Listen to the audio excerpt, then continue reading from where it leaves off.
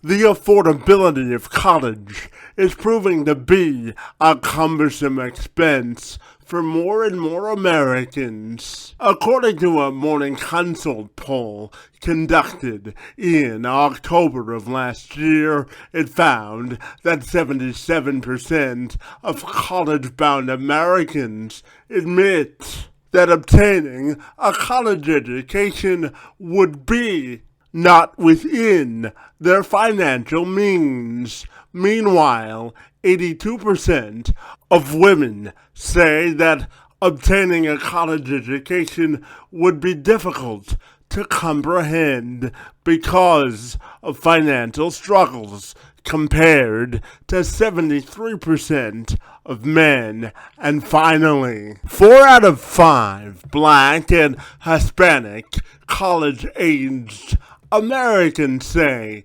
that a college education, because of their financial limitations, would be not within their grasp.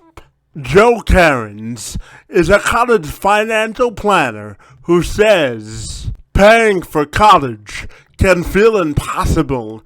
That is, if you don't know how to make the financial aid system work for you. He guides families and college students through the process of navigating the financial aid system to work for you to make higher education more affordable. Kerins is adamant that you don't have to limit your higher educational dreams because of financial limitations. How can you put yourself or your kid on a pathway towards success as they enter their collegiate career? Well, I'm glad you asked, because this week I had the privilege of sitting down with Kerins to ask him that very question, and some of his answers may surprise you. So do yourself a favor and grab a pen and a paper along with your listening ear, because without further delay, I'm Kevin McShann. Let's have this conversation.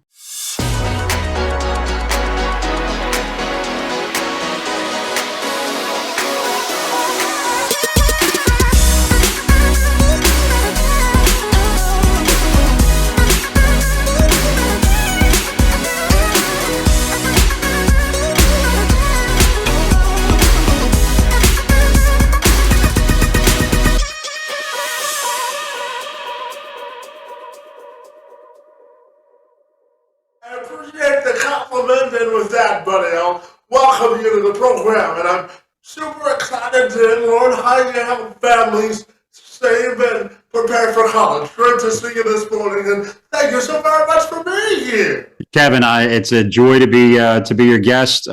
Can't wait to have a great, conversation, maybe teach some people things and kind of peel back the onion, a little bit about this college process so that maybe families aren't so, we'll say, a little blind headed into it. So thank you for the opportunity. Really, really excited to be here. Yeah, absolutely. And I know that part of your day job is helping families sort of plan and save for college, because you say paying for college can feel impossible. So you guide families to show them how to use the financial aid system and make higher education more affordable. So I'm wondering if you can tell me about all the great work that you do. Yeah, so I would say that there are so many myths that surround the college process. And you hear it all the time on the news right now with, the college debt situation that we're in. And, people quote, hey, Harvard's $87,000 a year. And, how could we afford that? And you look at just the average cost of college, how much it's skyrocketed,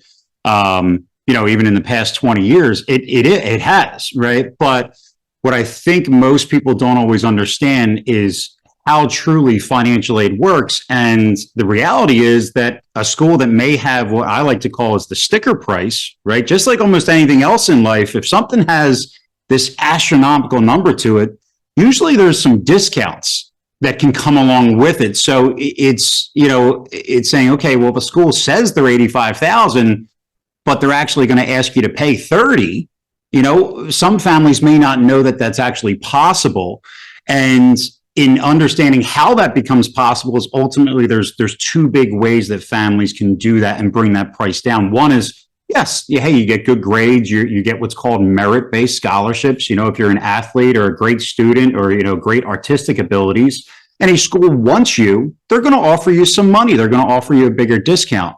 But more often than not, the biggest source of driving the cost of college down is something called financial need. And essentially, it's looking at a family's financial situation and saying, you can afford this much money. And from that's what the colleges are going to ask you to pay. So if you know the system, like I've studied for years here, and I can essentially legally say, okay, I can make the colleges think you can afford less. Well, now all of a sudden you can get an extra $5,000 or $10,000 per year of additional scholarship or grant money and save you $20,000 to $40,000 over the course of college for one kid. So it really has been a joy of teaching families the proper ways to save, because there's so many myths, there's so much noise out there that you might not be getting the right advice. And so really teaching my clients, hey, this is how this works, and then showing them specifically for their situation, okay, here's how I can help you reduce the cost of Harvard from $87,000 a year to $25,000. And now it's your student's job to get accepted, but we can make that a reality. Yeah, absolutely. And, Joe, just talking to you and out of a point of personal interest, I'm curious to ask you about, when someone has a kid, they often joke you have to start saving for college once they come out of the womb, right? Because, that's what it feels like a lot of the time, yep. Expensive. So I'm wondering your thoughts on that sort of framework of thinking, and what families should really consider starting to save for college. Yeah. So there's a few. It's a great question, by the way, and it's one that I get asked almost all the time. And the reality is that there is no such thing as too soon, right? There is never a too early to start saving for college. That's the absolute truth. But the trick is how you save and where you save that money could help or hurt down the road. And so what I ultimately say is, like, look, you want to have a good plan. You want to start setting some goals for, hey, if you have a kid and you want them to go to college, well, they just were born. You don't even know if college is going to be the right, and what their passions are going to be, if college is the right gateway for them to pursue their passions. It may not. Right. I have plenty of clients that want to pursue more of the trades, and the traditional 4-year route is not the best way for them. So it's hard to know how you can set so much goals with children so young. So from a financial standpoint, you definitely want to, say, hey, we want to be able to do this if that's the route that our kids want to go. But you got to start from a financial standpoint very early. Now, the biggest thing that I usually tell people when you say, hey, what is the time frame? You actually have to have a very specific sound plan in place before January of sophomore year of high school. The reason for that is all of these financial aid formulas that are used, and there's the form called the FAFSA, there's another one called the CSS profile. They're filled out in October of the student's senior year, but they use the tax year from the previous year, right? So for like our seniors that are this year, they're graduating in 2023, but 2022, that's when they filled out that FAFSA form in October, but they're using 2021's taxes. And so that tax year was actually sophomore year. January of sophomore year is when that tax year started. So you got to make sure that you don't make mistakes in that year. You have to make sure that you don't do something like cash out an IRA or sell a rental property, because now all of a sudden your adjusted gross income increases. Then the schools add that to their formula, and now they say you can pay more for college. So that's why I always say, if you want to plan the best way possible, if you want to work with somebody like me, you leave all the options open for me to position things, if we can do that before sophomore year of high school. So you always want to start earlier is always better, but it's amazing how early truly this system works. It's that January of sophomore year that they start to see your picture. Yeah, planning with a process equals results. That's it. I love it. That is exactly what we try to do. Yep. Yeah, absolutely. And you said you really dived into this work in 2015 when you were working as a financial advisor, and one of your clients asked you to help them start saving or preparing for the FAFSA. So I'm fascinated to learn the backstory of how you got into this work. Yeah, so I mean, I was an advisor, and I joke now and say back in the day, I was a financial advisor who planned for college, and now I'm actually a college financial advisor. And the difference in that, just placing those words in a different order means a whole lot different, because I had a family, I still remember it like it was yesterday. They said, "Can you help us fill out the FAFSA?" I said, "Sure, no problem." Like, I've done my taxes, I've helped other people do their taxes. I'm like, how hard could this be? And it wasn't that necessarily that it was confusing, but I'm someone, like I mentioned, like I'm a math guy. I want to know how the formulas work. And so at the time, I used to tell people, hey, if you want to save for college, you put it into something called a 529, right? You put money away, it gets invested. If the money grows and you use it for college, hey, you don't pay taxes on the gains, right? Seems like a great idea. But immediately when going through that, you learn, okay, well, the 529s count as an asset of the parents. And that adds to the financial aid formula. So in other words, a lot of families end up feeling like, and this is one of the things that shocked me at the time, so I could do the right thing, save money for college, but all of a sudden, because I did the right thing, college will cost more. That was eye-opening to me. And again, I did so many things wrong when I went to college. Everything that I know now, my God, I wish I knew back then. But I did so many things wrong. And I immediately said, well, if I don't know this, and I've been an advisor now for 4 to 5 years at the time, I started going around and asking other people, like the simple calculation that you need to know, like the basis is something called the school's cost of attendance minus what's called your EFC. That's what it's called now. It may change in the future to something called a student aid index. But then essentially that's what you are left with. That's what's called your family need. So if a school costs $80,000 and your EFC is 50, the difference between those two is that is now how much financial aid you are eligible for. So the higher your EFC, the less aid you become eligible for. The lower your EFC, that difference increases, and the more aid you're eligible for. And some of these schools end up meeting 100% of that need. And I remember the first case study that I studied at the time when I really got to dive into this was, here's a family, they make $120,000 a year. Their kid got into Penn State. Penn State's asking them to pay $30,000 a year. That same family got accepted to the University of Pennsylvania with a sticker price of over $80,000 at the time, but they were asked to pay $22,000. So the school with the sticker price that was huge was actually cheaper than an in-state state school, right? And that's what a lot of families think, like, hey, if I'm going to go to college, the cheapest way to make that happen is to go to a state university that's in my state. And when I learned that, I was like, okay, everything I knew about this it's not only wrong, but it's the exact opposite of what I thought. And that just pushed me even further. And it's become such a passion of mine to basically say, why doesn't everybody know this? You know, I went around my firm and said, hey guys, do you know what an EFC is? And I asked 65 advisors and nobody knew what I was talking about. And I said, okay, this is a serious problem. Like, that's the basis of true college planning. And we all at the time give financial advice to families, but nobody's talking about it. And that's when I realized, yeah, I want to do this. Like, this is now what I'm going to do with the rest of my life. It was a very, very quick, eye-opening piece of studying it and realize, oh my God, there's so much I didn't know. Wow. And why doesn't everybody know this? You know, it's almost like taxes. It's imagine in the United States saying, someone says this and like, what about taxes? And you're like, well, what are you talking about? Well, you need to plan for taxes. How are you going to be taxed? What are you going to pay in taxes from a financial standpoint? If you don't plan that way, you're going to fail. It's the same thing with college and financial aid.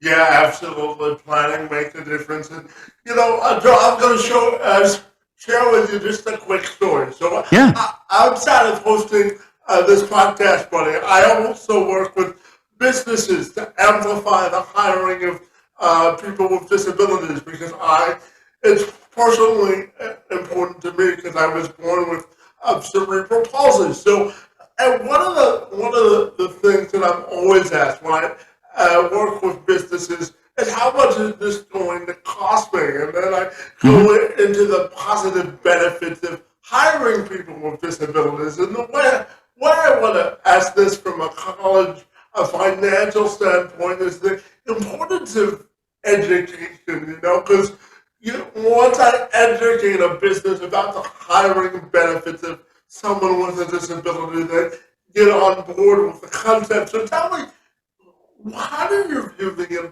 importance of financial education and education in general when it comes to college finance? So there's a couple pieces there because you and to quote you, right, because this can be applied to so many areas of life, but obviously, hey, when I heard your speech, I took it from the college piece where you said discovering your passion and a pathway for success that works for you. That to me hits so home, right? Because one of the things that we do that's very, I'll say it's different in the industry, is while we provide, and my main responsibility for most of our clients is the financial planning side, we also have another arm of our business that helps kids find what majors and what careers could be correct. And a lot of that is finding what they're passionate about, because it's very easy that when you're passionate about something, you can pursue that and we can help guide. Okay, well, if that's what you want to do, here's the major you need. Here's the schools that excel at that. So while I find education extremely important, especially from a college side, I also know it's not for everybody.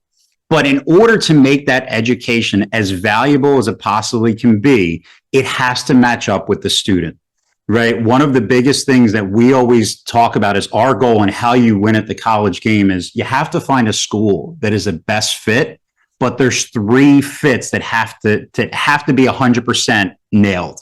One is a social fit, right? You need to be in an area of the country or area of the world that you want to be at, right? Whether it's in a city, whether it's in a countryside, you have to be somewhere that you're going to enjoy being around other people that you're going to enjoy being around.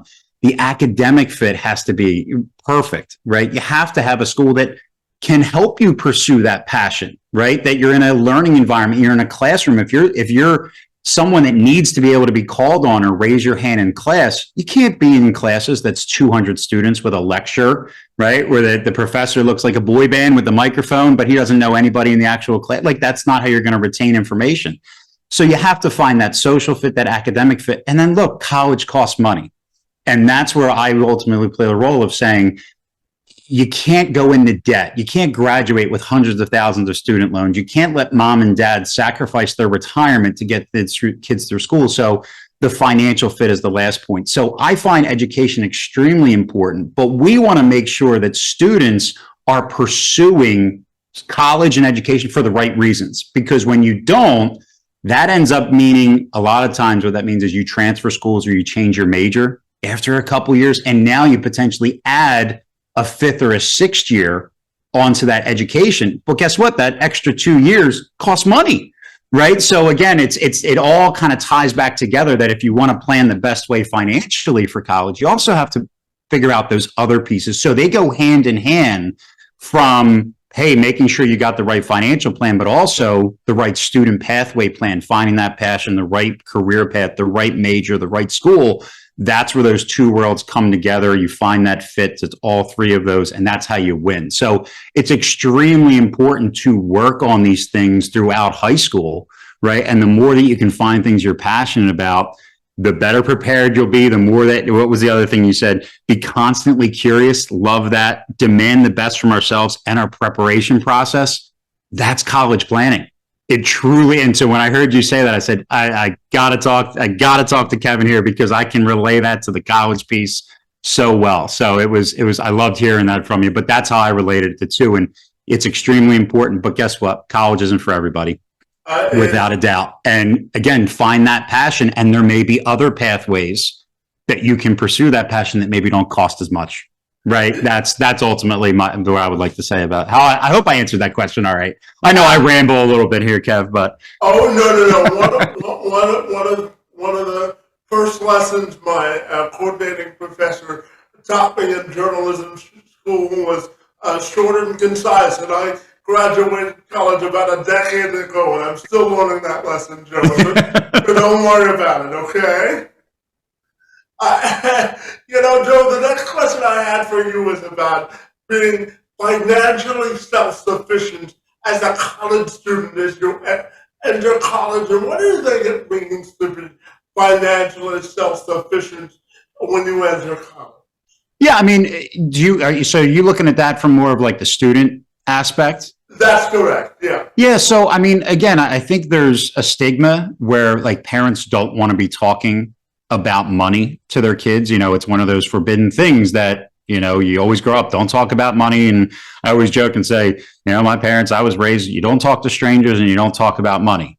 Okay, well, now what do I do for a living? Well, I talk to strangers about their money, right? It's great. I got a lot of training when I was younger. But I think parents, you definitely have to talk. And again, when you're choosing schools, like there has to be as part of a financial discussion. There has to be, because that's part of the reason that the United States is in part of the huge student debt crisis that they're in, is because, hey, mom and dad, all of a sudden, the student thinks they found a school that they want to go to. And I don't care. I want to go there. I know it's more than we can afford. I'll take out loans to go there. And you hear that for an 18, 19-year-old. And then when they're 30, you hear them all say, I made a mistake. I should have never done that. Right. So you have to teach and you have to understand how loans work, how college is going to be paid for. You have to understand that as a 17 or 18-year-old. You do, because it'll help you not make mistakes. Because again, if you do graduate with $100,000 in debt, it's unfortunate. I see it a lot. And you see that those kids now can't get married when they want. They can't buy a house when they want. They got to move back in with mom and dad. They can't start a family. They can't start funding their own retirement, let alone saving for their own kids' education when they have them. So it has this just downward spiral, right? So you got to nip it in the bud and just start talking about money, especially because college can be very expensive.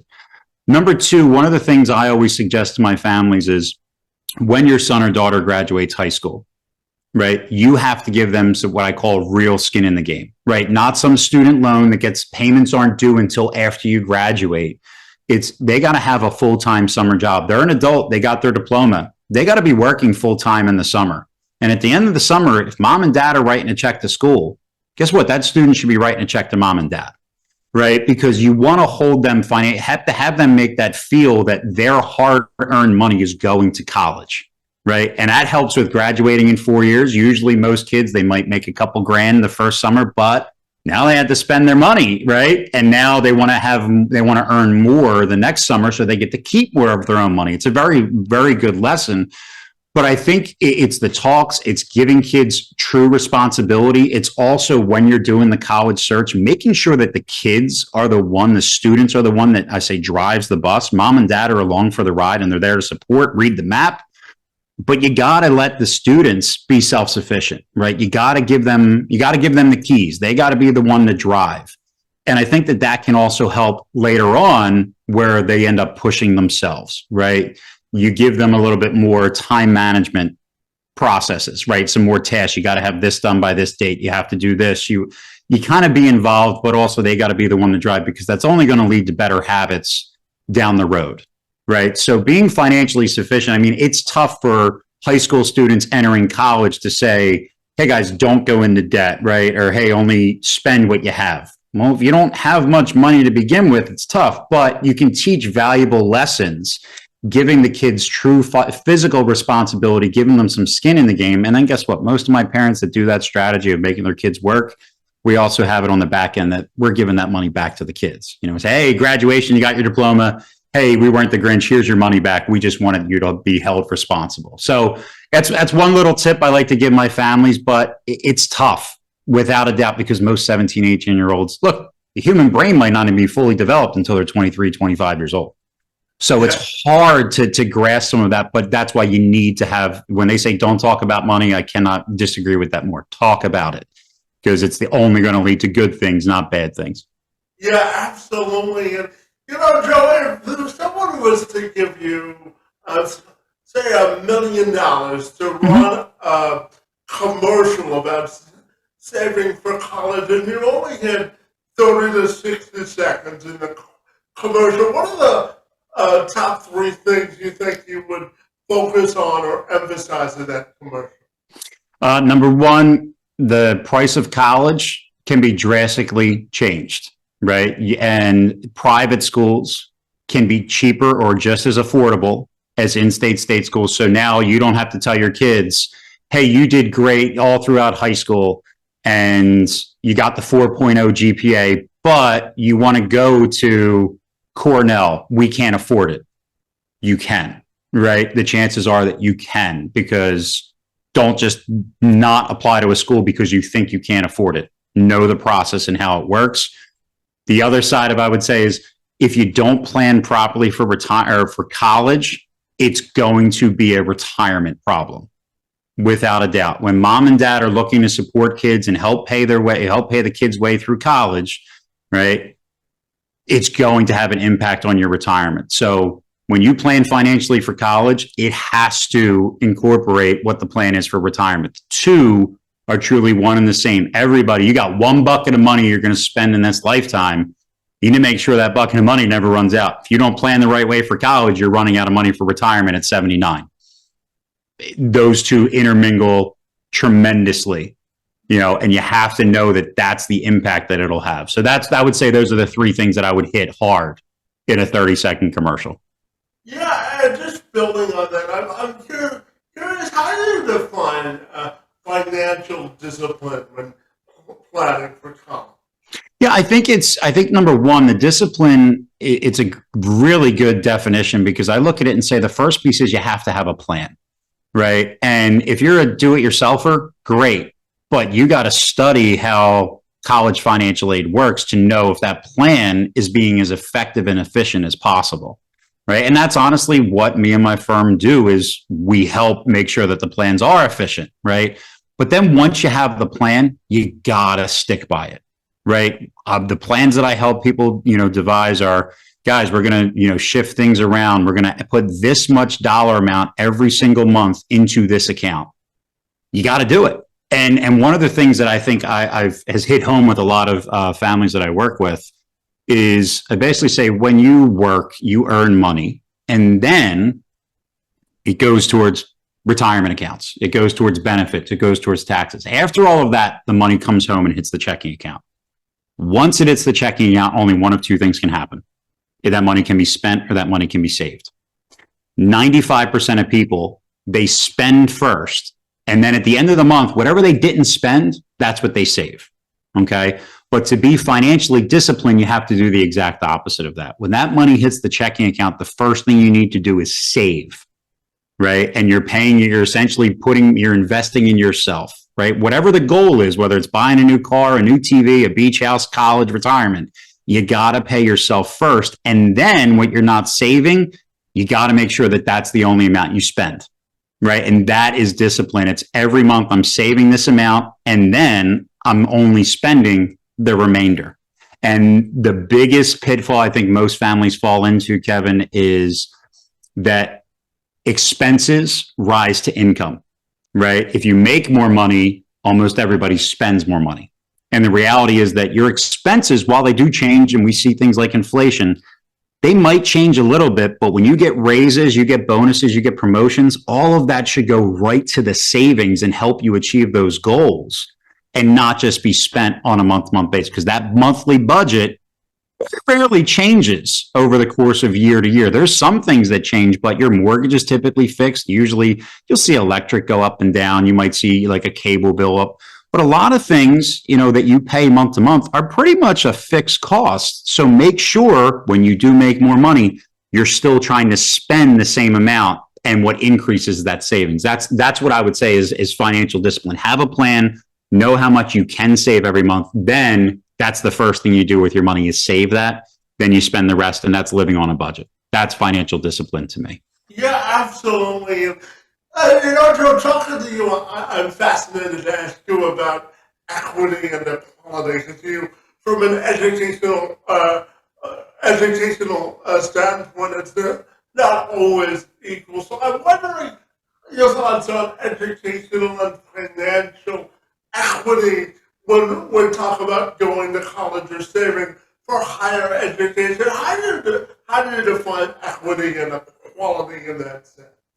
Yeah, so I mean, the one interesting piece with college planning and how the college system works is that, again, if you know how it works and you come from a family that necessarily doesn't have a lot of money or doesn't make a lot of money, if you work your tail off and you get good grades, right, and you can get into, and there's a lot of schools, there's school there that your listeners can go Google a search that says 100% need met schools, and you'll see a list of schools that meet what's called 100% need. That means that there's a lot of families out there that think there's no way college is affordable.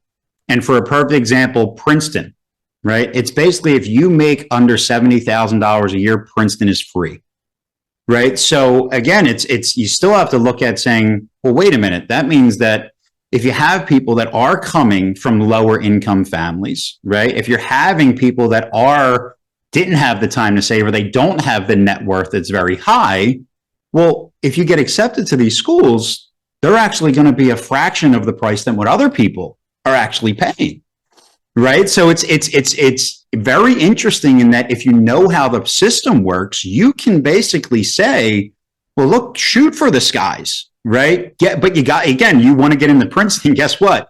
You can't get a D in math sophomore year of high school, right? Like you can't get a D in English freshman year of high school. It's not going to happen, right? You gotta push yourselves. But then I don't just mean the Ivy League schools. There's a ton of other schools that live by this formula, right? That they will give out hundreds of millions of dollars a year, right? They have endowment funds. They're smaller schools. They don't accept as many students. They're tougher to get into. But if you do the work and you do get accepted, your family's financial position could actually make college more affordable than going to like a community college for 2 years and then transferring to an in-state state school for the last 2 years. So it's as far as typically when I get asked about like that equity and how does it all work, it's guys, like you have to know how it works. And that's one of my big passions. I just want people to know how the system works so they can take advantage of it.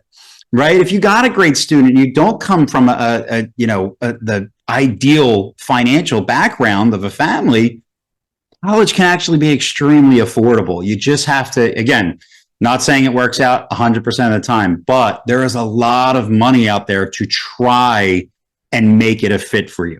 Right. That is reality. So there's a lot of other pieces that get into the college and mission side that I usually kind of stay away from for what they do from their application process. And look, schools are run like businesses. I joke and say they're the most profitable nonprofits that exist, right?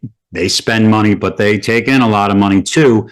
And sometimes, yeah, there are schools out there that say, hey, if you can't pay us a lot of money and we would have to take out 60 grand a year from our endowment fund, well, how do we avoid not giving you? Well, we don't offer you acceptance. I'd be lying if I said that didn't exist in the world. But there are a lot of schools that they do with something that's called need blind, right? And so they essentially just look at an applicant. They decide if they're going to accept them. If they decide they're going to accept them, they pass that on to their financial aid office and they say, yep, we got to give this family $65,000 a year to attend, and they pay $5,000 out of pocket, right? Like it does happen. I've seen it happen. I've helped families make that happen. So it's just a system that not many people are familiar with. And that's one of the things I would love to change, that just more people, hey, I didn't know that this is how it worked. Now that I do, I can have a better plan. I can prepare better. That's ultimately how I'd like to look at it that way. Yeah, education is power in more ways than one, right? Mm-hmm. Mm-hmm. Absolutely. And during the 2 minutes I have left with you, I'm curious to also ask you, you brought up student debt earlier and the exploding cost of student debt in the state. So I'm curious how you look at the role of government in helping people sort of navigate through that challenge. The role of government? Yeah. So you're going to get me in trouble today, sir. No, the reality is the student debt right now in this country is, I believe, at 1.7 trillion. I think that's the number. Let me pull up my quick day to day. If you ever want some fun, look at usdebtclock.org. It'll make your head spin. But I'm a numbers guy. I like looking at it. So yeah, our student loan debt is at 1.7, almost 1.8 trillion dollars. Okay. It is a serious problem. And again, it's I think again, because you don't have necessarily parents that always talk about the money side. And when the government is going to throw money to families, right? Like there's something, it's called a direct loan. It can be what's called subsidized or unsubsidized. It used to be called the Stafford loan. Government basically offers that to everybody. And hey, it's 100% in the student's name. I actually, not that it's a bad thing. I think, hey, if you got to borrow money for college, you want the students to have some skin in the game. I think it's a great place to start, right?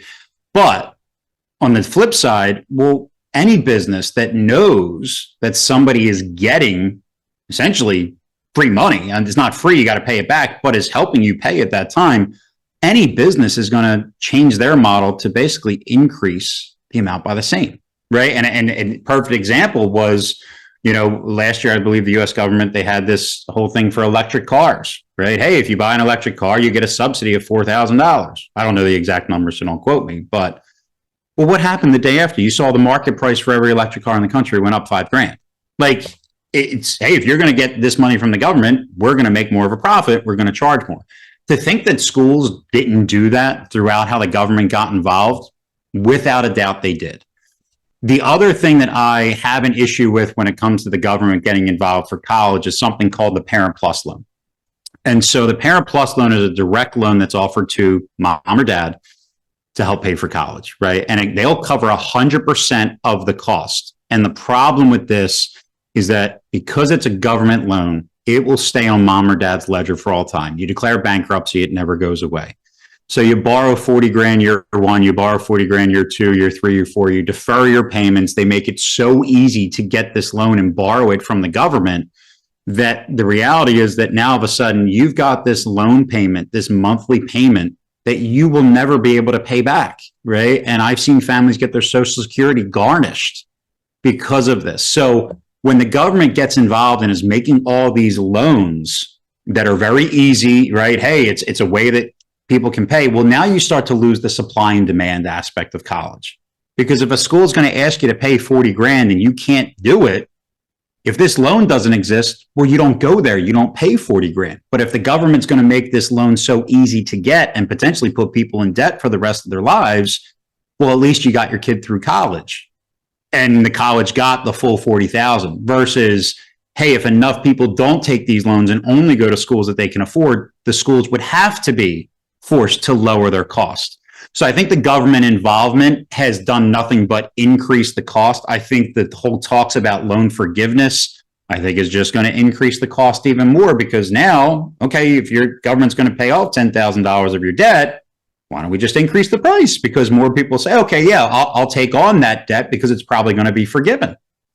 So I think the government has a role in college education and certain financial aspects that I like, but it's definitely more that I don't like than I do. Yeah, absolutely. There's always a catch-22 when the government gets involved if they're not careful, right? Mm-hmm. Mm-hmm. Absolutely. And Joe, my final question for you today has to do, it's a two-part question. So if you could go back and tell your 18-year-old self a lesson that you that you know now that you wish you knew then, what would that lesson be? And then just lastly, when you look at your life from a professional and personal standpoint, how do you want your legacy to be defined? Ooh, tough question. That's a good one. I would say number one, what I wish I could go back and do differently or tell my 18-year-old self, do everything the exact opposite way I did it. So I went to a school for the simple fact that I was, I got recruited by some schools for baseball, recruited for some schools for football, and not D1 programs, all like, D3 type programs. And I didn't make up my mind at that point. And one school offered me that I could play both. And I thought, I've been doing this my whole life. I'm a multi-sport athlete. Why stop now? And I chose that school for just that reason. I wanted to be a math major. I wanted to be a math teacher. And I can tell you that mindset set me back, right? Because I ended up going to an area of the country, right? Part of the state of Pennsylvania, that was not for me. And the football team, as part of the recruitment process, offered me a job because I'm paying my way through school. My parents told me, though, I went to a private high school in Philadelphia, and they said, it's private school or college. And I said, well, I want to go there because I think it'll be better for me in the long run. Right. So now they're putting a financial piece on me when I'm 14 years old. So, but the college process, I based it off of one thing, like, hey, I want to be able to play football and baseball, and that's it. And I didn't think about the social fit. I was in an area the piece that I didn't want to be at. The football team offered me a job. When I got up there, they said, there's no job, there's no time. So I said, well, I got to work. So now I can't play football. So the first day that I was on campus, I was not playing football. And the only reason I chose this school was because I was going to play football and baseball. So day one, I'm already at a school that now I was wrong to go there. I could have went to other schools for baseball. Then I got hurt last game of the season in the fall baseball year. So now I'm out. So within 3 months, I'm not playing football. I'm not playing baseball. And I'm in an area of the state in the country that I don't enjoy being at. I made every mistake you possibly could do. So I wish that I could go back and teach myself, Joe, don't just focus on one or two things. There are 4,000 schools in the States. Research them all, right? Find the school that truly is what you are looking for, and it'll work out, right? You got to put in the work, but don't just look at just one minute piece. You got to really look at it big term. And I think for me, from a legacy standpoint, I mean, it's tough. The reality is that where I'm at, we try to do as much messaging, I think, to get this message across of how this college system works. We have our own podcast now where we do workshops, across the country, do virtual webinars. And while part of that is to bring people in to become our clients that we help and look, put food on the table by helping people, not go into debt for college or finding the right school, I think it's a win-win situation. But the other side of it is that we can't help everybody, And so even if just our message is received and people start to learn across this country that there are people out there that do what I do and what we do, and that there are specialists from the college arena, if we have a part in 10, 15 years from now, the majority of people knowing how the system really works and not believing all the noise and the myths that are out there, I can't think of anything that would be better. That's really our goal here, is to change how the United States and how all the students look at paying for college and figuring out the right college. Ignore rankings, right? Don't take what there are schools that, okay, they get ranked something, but those schools might not be the best fit for your student, right? I just want people to know of how the best way to properly plan for college, because it's only going to lead to a better population, less student debt, a better country. Right? When you really think about it big terms, we're going to lead the next generations that they're not all in debt, that they can start saving for this, their kids' college. And it can really have these residual generational wealth effects. But that message has to be heard. And that's what I think, that's what really my partners would want that legacy to be, is that we had a role in people changing the viewpoint of how planning for college truly is done. Yeah, absolutely. And Joe, since you're in the Philadelphia area, I would be remiss if I didn't ask you if you think the Eagles are going to make the Super Bowl this weekend, buddy. Yep. I'm going to go with 35-10. They win this Sunday. Was your head or your heart talking there, Joe? A little bit of both. I got you. So tell me, Joe, if people want to get connected with you, what's the best way they can do that, my friend? Yeah, I mean, elitecollegiateplanning.com is our website. There's a ton of great information on there. It can also lead you to our podcast, collegeknowledge.net. We have over 100 episodes interviewing admissions officers, financial aid officers, deans of schools.